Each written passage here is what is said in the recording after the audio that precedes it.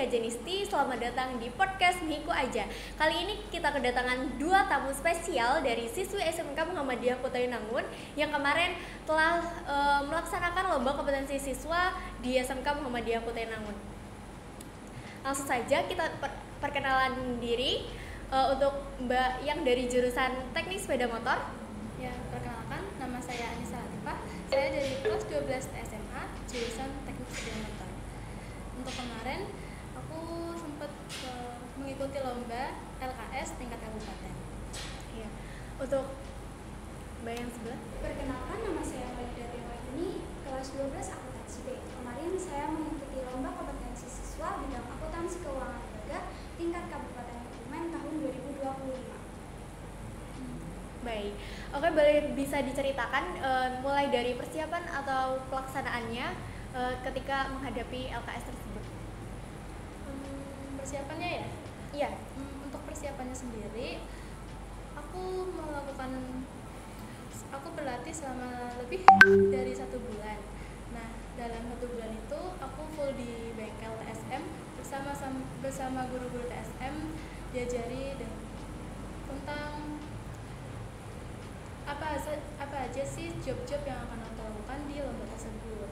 Jadi aku tidak mengikuti pelajaran seperti biasa. Nah, itu jobnya ada apa aja sih?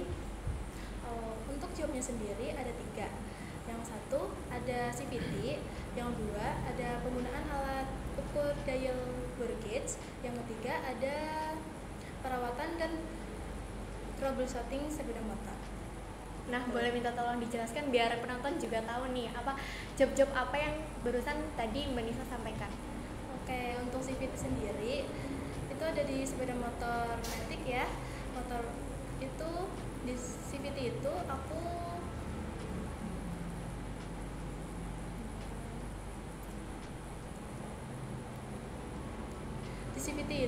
melakukan perawatan sama pengecekan. Nah, apakah komponen-komponen CVT ini sudah rusak atau masih bisa digunakan begitu?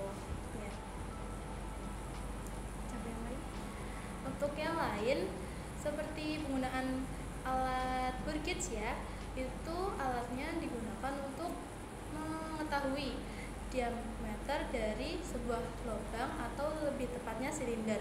Nah, dari silinder ini kita bisa tahu silinder ini tuh apakah bentuknya oval atau tirus begitu. Jadi bisa tahu apakah silinder ini masih baik untuk digunakan di sepeda motor. Nah, silinder itu maksudnya di sebelah mana sih? Di motor kan banyak tuh komponennya. Nah, kalau silinder itu di sebelah mana? Untuk silinder itu ada di bagian mesin ya. Nah, silinder ya di bagian mesin. Sulit untuk menjelaskannya soalnya nggak ada medianya, jadi sulit untuk dijelaskan begitu. Baik. Barusan kan tadi jelasin tentang job apa namanya ya? Job dari LKS. Iya kan tadi kan ada 3 job. 3, iya. Oh ya, yang satu belum ya? Iya. Oh iya. Untuk yang satunya itu perawatan sama troubleshooting. Nah, perawatan itu seperti mengecek apakah kondisi motor itu baik untuk digunakan di berkendara, seperti sistem remnya, lalu sistem kemudinya apakah nyaman untuk digunakan. Nah, untuk troubleshootingnya itu ada beberapa sensor yang nanti akan bukan dirusak. Nah, untuk troubleshooting itu saat lomba ada beberapa sensor dan komponen yang mungkin diganti dengan yang tidak berguna, tidak bisa berfungsi. Nah, di situ aku menganalisis apakah motor ini berfungsi atau tidak. Nah, apa yang tidak berfungsi dari motor tersebut, aku harus memperbaikinya. Begitu. Iya. Tadi kan banyak bilang tentang rem ya. Iya. Nah, saya juga perempuan ya. Kadang kan perempuan kalau pakai motor itu cuma asal jalan aja, nggak pasti langsung di apa namanya diperiksa. Iya, diperiksa. Nah, kalau untuk remnya itu biasanya kalau ganti kampas rem ya namanya. Yeah. Kampas rem itu ada waktu pergantian kampas rem? Untuk kampas rem itu tergantung penggunaan ya. Kalau semisal mbaknya rumahnya di gunung sering digunakan, itu mungkin akan lebih cepat minta diganti gitu. Nah, untuk indikator kampas itu perlu diganti itu, jika untuk kampas depan kita bisa melihatnya dari depan. Di sekitar roda nanti ada kampas, kita bisa melihat apakah kampas tersebut sudah melalui alurnya masih ada atau tidak. Nah, kalau alurnya masih ada itu masih bisa digunakan. Kalau alurnya sudah terkikis, nah itu perlu diganti nih. Oh, baik, seperti itu. Balik lagi ke LKS ya, Mbak. Jadi kan kalau LKS pastinya kan kita perlu punya mental yang kuat, terus pastinya kan banyak kendala, terus banyak tantangan yang dihadapi. Nah, kendala dan tantangan yang harus dihadapi itu seperti apa, terus gimana sih cara mengatasi tantangan tersebut? Mungkin untuk tantangannya yang seperti tadi aku bilang ya, aku ketinggalan pelajaran. Nah, di situ aku harus baik-baik nih, pintar-pintar membagi waktu untuk belajar untuk persiapan lomba LKS tersebut, sama tentunya mengejar pelajaran gitu. Nah, sekarang saya mau tanya sama Mbak Mulidia. Panggilnya biasanya apa sih? Maulida boleh, hijau boleh. Ya udah ide aja biar enak gitu ya. Oke, jadi Mbak Ida, awal mula bisanya ikut lomba kompetensi siswa di bidang akuntansi itu gimana ya? Karena mungkin saya ada minat di akuntansi, saya tertarik sama hitung-hitungan ya. Iya. Saya juga mungkin guru nggak terlalu paham sama saya, cuma waktu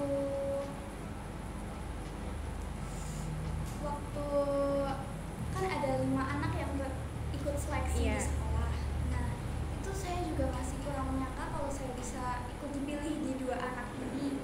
Terus saya belajar selama kurang lebih 1 bulan, lalu saya dipilih kembali di antara 2 anak untuk mengikuti lomba ini dan mewakili sekolah.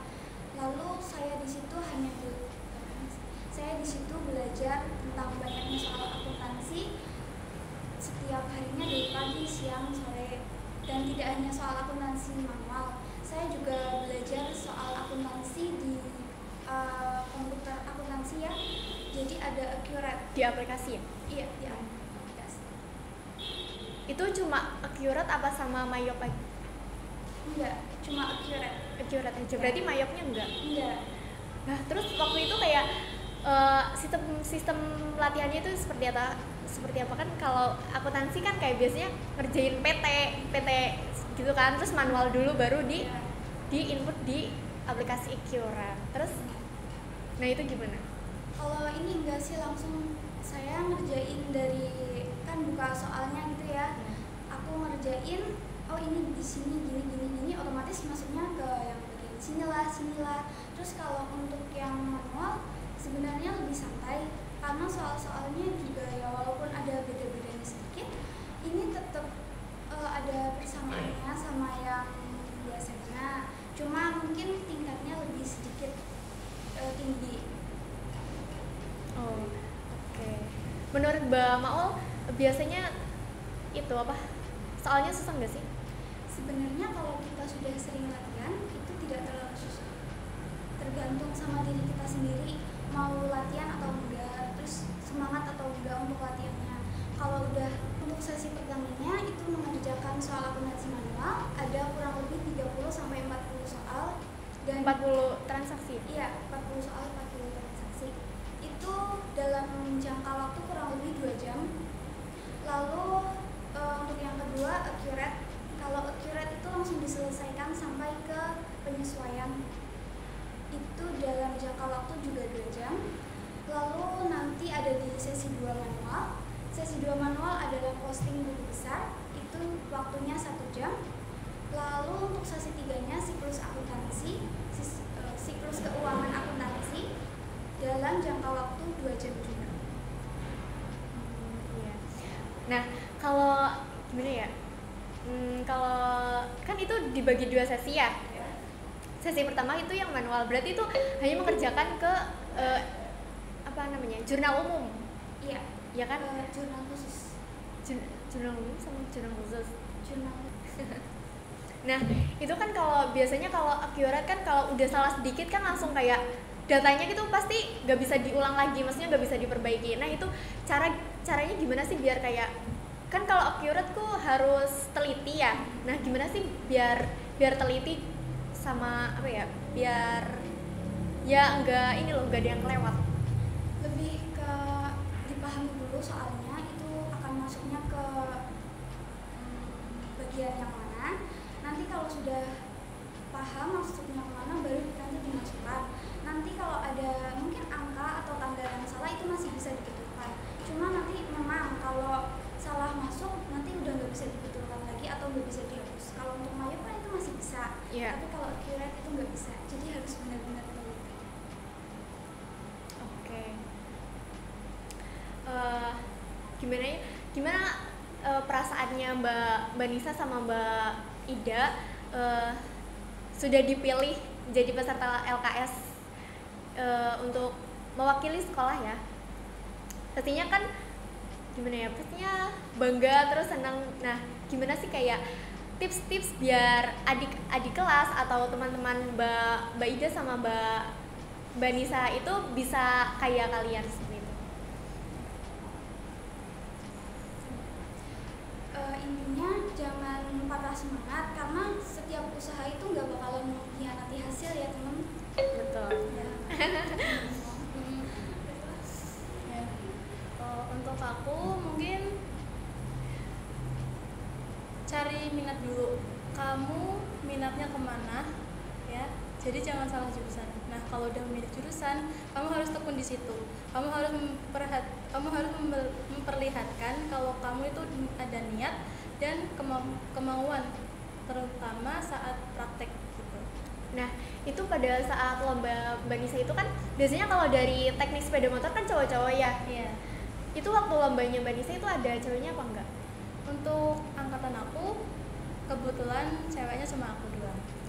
Oh, keren juga ya. Iya. Oh, bisa minta tolong ceritain gimana ya? Mungkin kan kalau cowok kan lebih, mungkin mentalnya lebih siap gitu ya. Kalau cewek kan kayak, aduh gimana ya gitu. Persiapannya mungkin ya, mempersiapkan mental sendiri. Iya. Untuk itu mungkin lebih pada diri sendiri, menguatkan diri sendiri. Kalau apa yang kamu perbuat itu nggak akan dilihat atau terlalu diingat oleh orang lain. Jadi aku melakukan ini ya sudah, aku fokus pada diri aku sendiri. Jadi nggak usah pedulikan sama orang lain. Tapi ada nggak sih kayak merasa, aduh aku perempuan kayak gitu, yang lain cowok gimana? Kalau menurut aku itu malah menjadi tantangan ya. Aku cewek, aku harus membuktikan kalau aku bisa. Jadi itu tidak terlalu mengganggu aku sih. Kalau itu kan biasanya kan sebelum lomba kan pasti ada kayak seleksi dulu nih, mana yang mau jadi peserta lomba gitu loh. Nah itu waktu itu ada nggak sih? Ada, kan TSM di Muhiku itu ada 3 kelas ya. Nah aku dari kelas A, alhamdulillah terpilih. Kemudian dari kelas B dan juga C ada juga. Nah di suatu hari kami bertiga diseleksi oleh guru-guru TSM. Nah setelah itu terpilih nih 2 orang. Nah setelah 2 orang kami berlatih. Nah setelah itu alhamdulillah juga aku terpilih untuk mewakili SMK Muhammadiyah. Kalau tadi kan Mbak Ida kan udah cerita nih dari awal lombanya, pas pertama kan kayak ada sisa 1, sisa 2. Kalau Mbak Nisa itu kayak gimana dari awal banget sampai selesai itu gimana? Mungkin untuk latihannya ya? Enggak, kalau pas lomba. Oh, pas lomba. Untuk pas lomba itu karena ada 3 job, dalam satu ruangan ada 3 media juga. Nah, kebetulan saat lomba itu ada 12 peserta, jadi dibagi sesi-sesi ya. Nanti nomor 1, 2, dan 3 masuk ke ruangan lomba. Nah yang lain ini di karantina dalam satu ruangan, tidak boleh membawa HP dan tidak boleh ada orang lain di dalamnya. Oke, kalau tadi kan dari TSM juga kan ada karantina 1 hari, terus 1 hari pelaksanaan lomba, terus 1 hari karantina lagi. Kalau Mbak Nisa nih gimana? Untuk aku sendiri karantinanya itu selama saat perlombaan saja. Perlombaannya berlangsung dari pagi hingga sore. Nah, jadi saat misal ada peserta lain lomba, nanti yang lain di karantina. Ketika aku jatah lomba, aku akan keluar lalu ke ruangan lomba tersebut. Oke, baik. Nah, setelah itu pasti kan untuk pengumumannya itu dilaksanakan setelah lomba atau besoknya? Kebetulan setelah lomba langsung di jam, kalau nggak salah ingat jam 5 gitu. Jadi terlalu mepet ya. Baik. Kalau kemarin Mbak Ida gimana? Di hari yang sama, jam 7 malam. 7 malam? Berarti dari pagi? Iya. Dari pagi? Itu berapa peserta sih? 16. 16, tapi dari pagi banget. Iya. Kan bentar dulu. Sesi 1 kan tadi 2 jam ya. Iya. Berarti kan 4 jam. 4 jam lagi setelah duhur kayak gitu. Sampai malam juga. Itu pelaksananya gimana sih? Di SMK 1. Nah, pasti kalau mengikuti lomba kompetisi siswa itu pasti kan mendapatkan pengalaman ya. Nah, pengalaman apa yang gak didapetin di kelas gitu? Ya, aku dulu ya. Untuk pengalamannya itu yang aku dapat itu satu, menjadi berbeda itu tidaklah buruk. Seperti yang Cindy tadi bilang ya, aku cewek sendiri ternyata tidak buruk, ternyata malah aku bisa lebih keren. Ya, pengalaman yang aku dapat itu ada satu, menjadi berbeda itu tidaklah buruk. Seperti yang Cindy tadi katakan, kalau aku saat lomba itu cewek sendiri dan ya aku ternyata menikmatinya. Untuk yang kedua, mencoba hal berbeda itu tidaklah, mencoba hal yang berbeda itu sangat menyenangkan. Nah, karena aku dulu saat SMP pernah mengikuti lomba, tetapi ranahnya memang berbeda. Nah, di sini aku mendapatkan pengalaman yang cukup yang sangat mengesankan. Aku bisa mengikuti lomba kompetensi siswa tingkat kabupaten di bidang teknik otomotif. Gitu ya. Nah, kalau gimana ya? Kalau di jurusan teknik sepeda motor itu cewek tuh biasanya ngapain sih? Apa ngangkat-ngangkat alat berat atau bagaimana? Untuk di TSM itu memang ada alat beratnya. Nah, seperti blok mesin yang sudah tercopot begitu.